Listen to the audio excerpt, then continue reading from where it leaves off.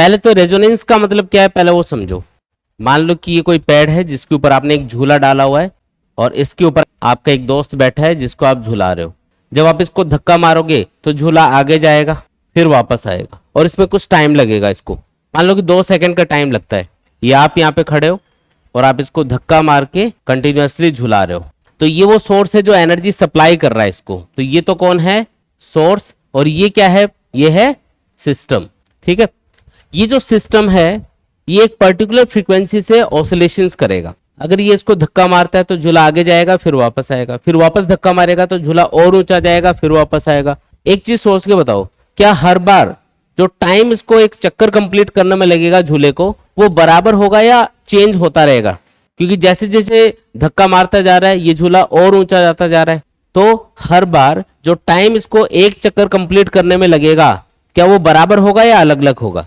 तो याद रखो ये जो टाइम है ये बराबर होता है।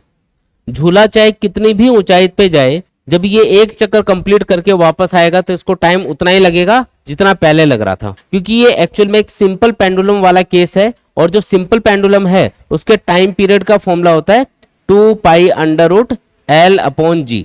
तो झुलाते टाइम पे ना तो जी बदल रहा है ना लेंथ ऑफ द स्ट्रिंग्स बदल रही है। इसका मतलब जो इसका टाइम पीरियड है वो क्या रहेगा? फिक्स रहेगा, कांस्टेंट रहेगा। और टाइम पीरियड अगर फिक्स है तो फ्रीक्वेंसी किसको बोलते हैं?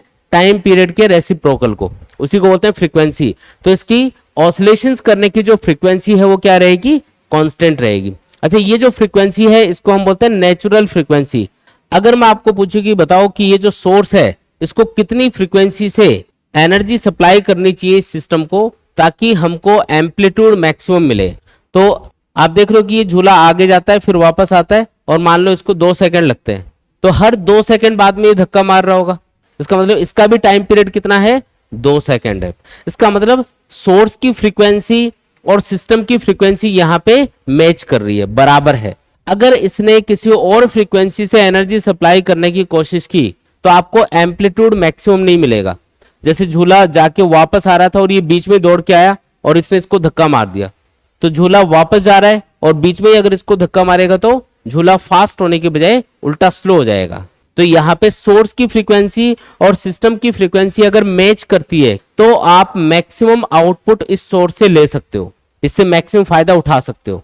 और सिस्टम भी उसका सपोर्ट करेगा। अगर ये हर 2 सेकंड बाद में इसको धक्का मारेगा तो सिस्टम उसका सपोर्ट करेगा, लेकिन अगर ये बीच में धक्का मारना चाहेगा बीच में जाके तो उस केस में जो सिस्टम है वो उसको अपोज करेगा।